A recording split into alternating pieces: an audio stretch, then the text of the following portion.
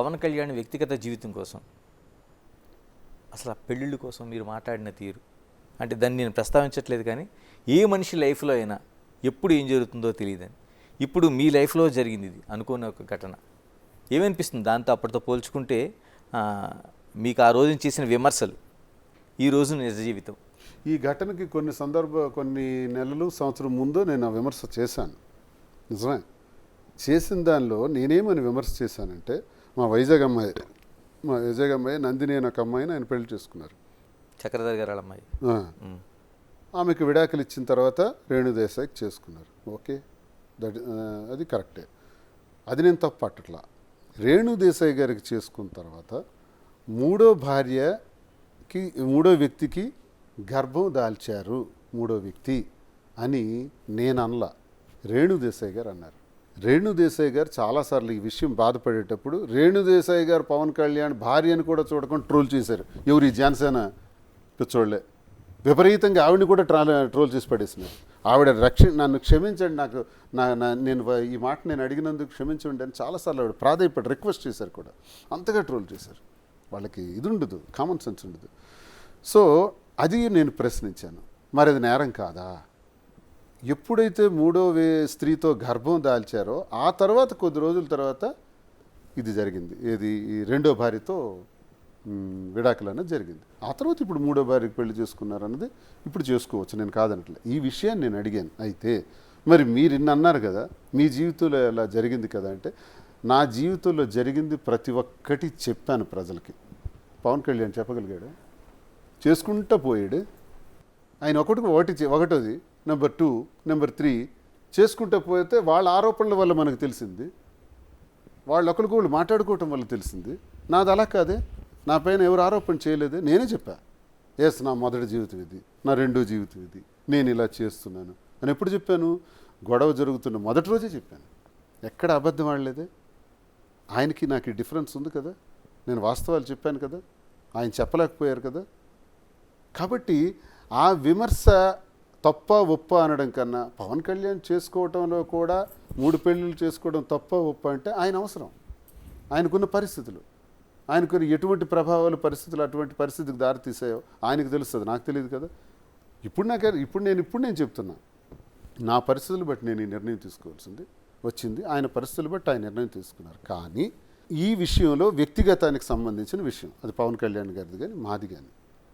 So ఆ పరిస్థితులు ప్రభావాలే ఇటువంటి స్థితులకు దారితీస్తుంటాయి అన్నది అఫ్కోర్స్ నాకు కూడా అర్థమైంది. దీన్ని ఎక్కువగా మాట్లాడకపోవడం కూడా మంచిదే, వ్యక్తిగత విషయాలు. మాధురి గారు, చాలా వరకు మానవ సంబంధాలన్నీ ఆర్థిక సంబంధాలు అనేది ఒక ప్రధానమైన సూత్రం. అంటే భార్య, భర్త, పిల్లలు, తండ్రి, తల్లి అన్నీ కూడా ఎక్కడో చోట ఒక పిన్ పాయింట్ దగ్గర ఆర్థిక సంబంధాల దగ్గర ఆగిపోతాయి. ఇప్పుడు నిజంగా మీ ఇద్దరి మధ్య ఉండే సంబంధం కూడా ఆ రోజు వాణి గారు పెట్టిన గొడవ ఇవన్నీ కూడా ఒక ఆర్థిక సంబంధం దగ్గర ముడిపడి అయిపోయింది.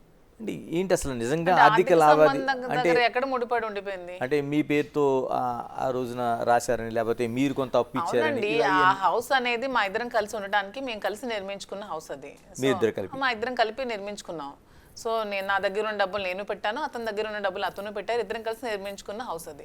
సో అది కూడా వచ్చి ఆక్యుపై చేసి తీసుకెళ్ళిపోతాము, అది కూడా వచ్చి తీసుకొని మమ్మల్ని రోడ్డు మీద పెట్టేస్తామంటే ఎవరు చూస్తూ ఊరుకోరు కదా. సో మీరు అన్నట్టు ప్రపంచం అంతా సంబంధాలను ఆర్థిక సంబంధం అవ్వచ్చు, కానీ మాధురి దువ్వాడ శ్రీనివాస్ది ఆర్థిక సంబంధం కాదు, అది మానసికమైన సంబంధం మాత్రమే. 100% ఆర్థిక సంబంధం మా ఇద్దరిది కాదు. వాణి గారు చెప్పినంత స్ట్రైట్గా మీరు ఎందుకు చెప్పలేకపోయారండి? మా ఇద్దరం కలిపి ఉండటం కోసం ఒక ఇల్లుని కట్టుకుంటున్నాం, మేము ఉండాలనుకుంటున్నాం అని అమ్మాయి ఎంత స్ట్రైట్గా చెప్పదలుచుకున్నప్పుడు ఎందుకు దువ్వాడ శ్రీనివాసు ఎందుకు చెప్పలేకపోయారు? అంటే తన ఇంటి దగ్గరికి రావటమే మొదటి రోజే తండ్రిని కలవటానికి పిల్లలు వచ్చారు అని చెప్పింది. పిల్లలు కలవటానికి అలా రావటం ఏంటి? మీడియా ఎందుకు పిల్లలు కలవటానికి? కారాలు, నిచ్చెన్లు, రాడ్స్ ఇవన్నీ ఎందుకు? ఒక ప్లాంట్గా వచ్చింది. రెండో రోజు అలాగే వచ్చి డోర్లన్నీ విరగ్గొట్టి లోపల ఎంటర్ అవడానికి వచ్చారు.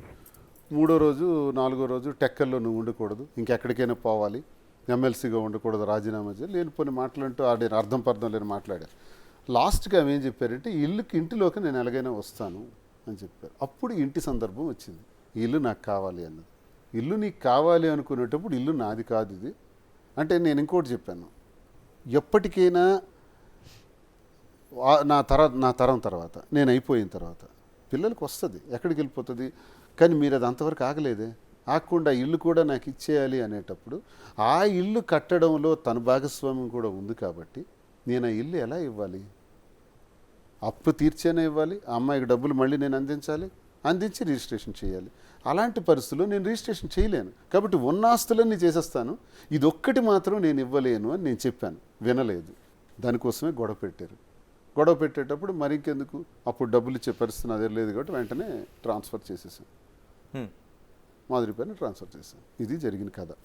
ఇప్పుడు అది నేను ఇవ్వకపోతే ఆమె పేరున మరి ఆ డబ్బులేనే ఇవ్వాలి కదా, లేదా వాణియేనే ఇచ్చే డబ్బులు తీసుకోవాలి. తను చెప్పారు నాకు 2 కోట్ల వరకు నేను ఇచ్చాను, శ్రీనివాస్ గారు తిరిగి ఇవ్వాలనే ఉద్దేశంతో నేను ఇవ్వలేదు, వాణి అయినా సరే నాకు ఆ డబ్బులు ఇచ్చి తీసుకోవచ్చు అని చెప్పారు. మరి ఎందుకు ఆ పని చేయలేదు ఆమె? మరి ఆ అప్పు ఎలా తీరుస్తాం ఆమెది? కాబట్టి ఇల్లు రాశాను. ఇలాగ జనాల నుంచి, పబ్లిక్ నుంచి, అంటే ఆ రోజున మొదట జరిగిన ఘటన దగ్గర నుంచి ఇప్పటివరకు చూసుకుంటే పబ్లిక్ యాక్సెప్టెన్సీ మీకు ఎలా ఉంది? అంటే ఆ రోజు నిజంగానే చాలా వరకు ఒక ఆశ్చర్యకరమైన విషయంగా చూశారు. అంటే శ్రీనివాస్ గారు ఏంటి, మాధురి గారు అనే ఒక ఆవిడతో సంబంధం ఏంటి అనేది ఒక పెద్ద చర్చ అన్నది. రాను ఏమనిపిస్తుంది మీకు? అంటే పెద్ద చర్చ నుంచి రాను జనాలు నిజాలు తెలుసుకోవడం స్టార్ట్ చేశారు. సో వాళ్ళు కూడా యాక్సెప్టెన్సీ ఉంది, మమ్మల్ని ఎక్కడికైనా చాలా ప్రేమతో ఆదరిస్తున్నారు.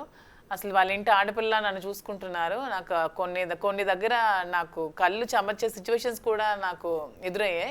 ఒకరోజు ఒక బ్యూటీ పార్లర్కి వెళ్తే ఫారెన్ నుంచి ఒక ఆవిడ వచ్చారు. అంటే ఆవిడ వైజాగ్ ఆవిడ, అక్కడ అడ్వకేట్ తను. నా కోసం ఒక 2 hours వెయిట్ చేసింది నన్ను కలవడానికి.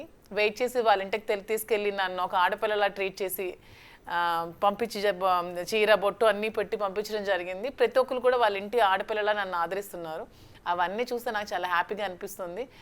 వాటితో పోల్చుకుంటే ఈ ట్రోల్స్ అనేవి నాకు 0 అనిపిస్తుంది. వాళ్ళ ప్రేమ ముందు ఇలాంటివన్నీ నా బ్యాక్ సైడ్ ట్రోల్ చేసే వాళ్ళకి అవన్నీ ఒక 0 అనిపిస్తుంది నాకు. వీళ్ళ ప్రేమను చూస్తుంటే పబ్లిక్ యాక్సెప్టెన్స్ చాలా బాగుందండి. మా ఇద్దరిని చూస్తే వాళ్ళ కళలో ఒక యాంగ్జైటీ, ఎక్సైట్మెంట్, హ్యాపీనెస్ కనిపిస్తున్నాయి. ఎక్కడికి వెళ్ళా మమ్మల్ని కలవడానికి ఎక్కడెక్కడి నుంచి మా ఇంటికి వస్తున్నారు. మొన్న ఇక్కడ వైజాగ్ అరకు దగ్గర నుంచి వాళ్ళు ట్రైబల్స్, అసలు వాళ్ళకి ఏం తెలిసిందో కూడా తెలియదు, మమ్మల్ని కలవడానికి పాపం రూమ్ ఛార్జెస్ కూడా లేక బస్సులో అలా తిరిగి నైట్ అంతా బస్సులోనే ఇచ్చాపురం వరకు ట్రావెల్ చేసి మళ్ళీ బ్యాక్ వచ్చి మార్నింగ్ మా ఇంటి దగ్గర దిగి మమ్మల్ని కలిసి వెళ్ళడం జరిగింది. అవన్నీ చూస్తే మాకు చాలా హ్యాపీగా ఎంతగా ఉంటే మేము హైవేలో వెళ్తుంటే కార్ నెంబర్ చూసి వెనక నుంచి కార్ నెంబర్ చూసి ఓవర్టేక్ చేసి వచ్చి పరిగెడుతున్నారు, మమ్మల్ని కార్ ఆపమంటున్నారు, ఫోటో తీసుకుంటా అంటున్నారు. కార్ నెంబర్ వాళ్ళకి ఎలా తెలుసు అంటే ఎంతగా ఇది వెళ్ళిందో చూడండి గ్రౌండ్ లెవెల్కి. నేను ఇద్దరిని ఒకటే అడగదలుచుకున్నాను, ఎందుకంటే అంత సొసైటీలో అంత యాక్సెప్టెన్స్ ఎందుకు వచ్చింది? ఎందుకంటే మా వైపు నిజం ఉంది, నిజాయితీ ఉంది. సో అందుకనే వాళ్ళు అంటే మీ ఇద్దరు వైపు నిజం అనేది ఎప్పటికైనా గెలుస్తుంది అనే దానికి మేమే ఎగ్జాంపుల్. నిజం గెలిచింది కాబట్టి వాళ్ళందరూ మమ్మల్ని యాక్సెప్ట్ చేశారు, మమ్మల్ని అలా ప్రేమగా చూసుకుంటున్నారు. మాలో నిజాయితీ లేకపోతే అలా చేసి ఉండేవాళ్ళు కాదు. సో మాలో నిజాయితీ ఉంది కాబట్టి ప్రజలు కూడా మమ్మల్ని యాక్సెప్ట్ చేశారు, అంతే విధంగా ఆదరిస్తున్నారు. సో వాళ్ళందరికీ టెక్కలి నియోజకవర్గం ప్రజలకు ఎప్పుడో తెలుసు, మా 2 నియోజకవర్గం రాష్ట్రాలకి ఇప్పుడు తెలుస్తుంది. ఇది బయట మీకు తెలియటం లేట్ కానీ మా స్థానిక ప్రజలందరికీ తెలుసు. ఓకే, వాళ్ళు ఇది పట్టించుకోరు, ఇది మాకు ఎప్పుడో తెలిసిన గొడవే కదా అంటారు.